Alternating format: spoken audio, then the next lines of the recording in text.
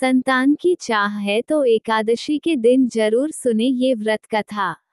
सुनकर नजरअंदाज मत करे, यही एक दिन आपकी किस्मत बदल सकता है। पुत्रदा एकादशी का महत्व। श्री युधिष्ठिर कहने लगे कि हे भगवान, मैंने श्रावण माह के कृष्ण पक्ष की कामिका एकादशी का सविस्तार वर्णन सुना।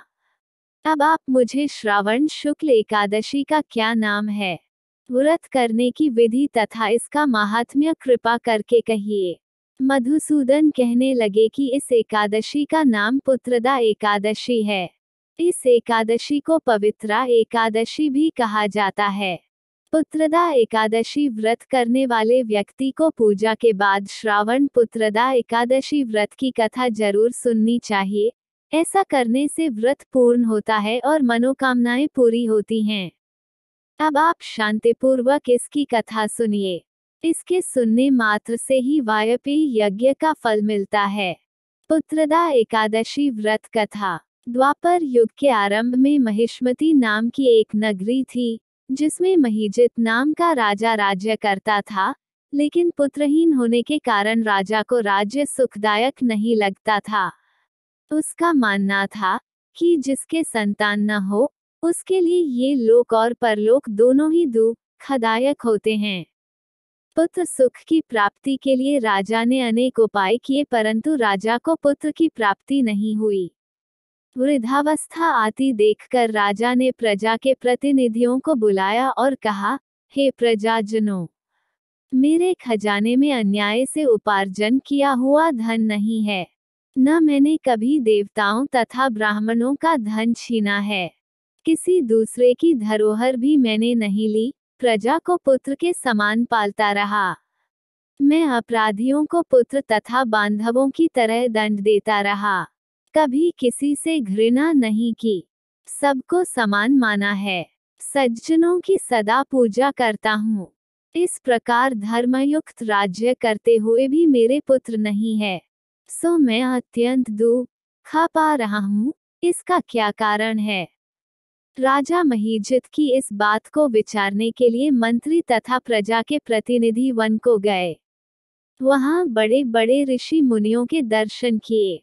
राजा की उत्तम कामना की पूर्ति के लिए किसी श्रेष्ठ तपस्वी मुनि को देखते फिरते रहे। एक आश्रम में उन्होंने एक अत्यंत वयोवृद्ध धर्म के ज्ञाता, बड़े तपस्वी, परमात्मा में मन लगाए हुए निराहार, जितेंद्रिय, जितात्मा, जित क्रोध, सनातन धर्म के गूढ़ तत्वों को जानने वाले, समस्त शास्त्रों के ज्ञाता महात्मा लोमश मुनि को देखा, जिनका कल्प के व्यतीत होने पर एक रोम गिरता था। सबने जाकर ऋषि को प्रणाम किया। उन लोगों को देखकर मुनि ने पूछा कि आप लोग किस कारण से आए हैं। संदेह में आप लोगों का हित करूंगा। मेरा जन्म केवल दूसरों के उपकार के लिए हुआ है, इसमें संदेह मत करो। लोमश ऋषि के ऐसे वचन सुनकर सब लोग बोले, हे महर्षि, आप हमारी बात जानने में ब्रह्मा से भी अधिक समर्थ हैं, अतः आप हमारे इस संदेह को दूर कीजिए। महिष्मतीपुरी का धर्मात्मा राजा महीजित प्रजा का पुत्र के समान पालन करता है, फिर भी वह पुत्रहीन होने के कारण दुखी है। उन लोगों ने आगे कहा कि हम लोग उसकी प्रजा हैं, अतः उसके दुख से हम भी दुखी हैं।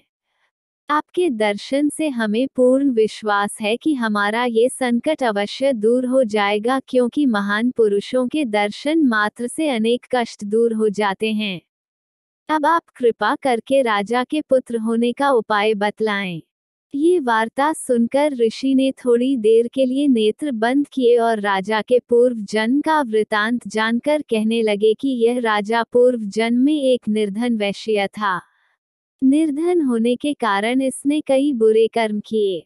यह एक गांव से दूसरे गांव व्यापार करने जाया करता था। एक समय ज्येष्ठ मास के शुक्ल पक्ष की द्वादशी के दिन मध्याह्न के समय जबकि वह 2 दिन से भूखा प्यासा था, एक जलाशय पर जल पीने गया। उसी स्थान पर एक तत्काल की ब्याही हुई प्यासी गौ जल पी रही थी। राजा ने उस प्यासी गाय को जल पीते हुए हटा दिया और स्वयं जल पीने लगा, इसीलिए राजा को ये दुख सहना पड़ा। एकादशी के दिन भूखा रहने से वह राजा हुआ और प्यासी गौ को जल पीते हुए हटाने के कारण पुत्र वियोग का दुख सहना पड़ रहा है। ऐसा सुनकर सब लोग कहने लगे कि हे ऋषि, शास्त्रों में पापों का प्रायश्चित भी लिखा है, अतः जिस प्रकार राजा का ये पाप नष्ट हो जाए, आप ऐसा उपाय बताइए। लोमश मुनि कहने लगे कि श्रावण शुक्ल पक्ष की एकादशी को, जिसे पुत्रदा एकादशी भी कहते हैं, तुम सब लोग व्रत करो और रात्रि को जागरण करो, तो इससे राजा का ये पूर्व जन्म का पाप अवश्य नष्ट हो जाएगा, साथ ही राजा को पुत्र की अवश्य प्राप्ति होगा। लोमश ऋषि के ऐसे वचन सुनकर मंत्रियों सहित सारी प्रजा नगर को वापस लौट आई और जब श्रावण शुक्ल एकादशी आई तो ऋषि की आज्ञानुसार सबने पुत्रदा एकादशी का व्रत और जागरण किया। इसके पश्चात द्वादशी के दिन इसके पुण्य का फल राजा को दिया गया। उस पुण्य के प्रभाव से रानी ने गर्भ धारण किया और प्रसवकाल समाप्त होने पर उसके एक बड़ा तेजस्वी पुत्र उत्पन्न हुआ। इसलिए हे राजन, इस श्रावण शुक्ल एकादशी का नाम पुत्रदा पड़ा। अतः संतान सुख की इच्छा हासिल करने वाले इस व्रत को अवश्य करें। इसके महात्म्य को सुनने से मनुष्य सब पापों से मुक्त हो जाता है और इस लोक में संतान सुख भोगकर परलोक में स्वर्ग को प्राप्त होता है। जय श्री हरि।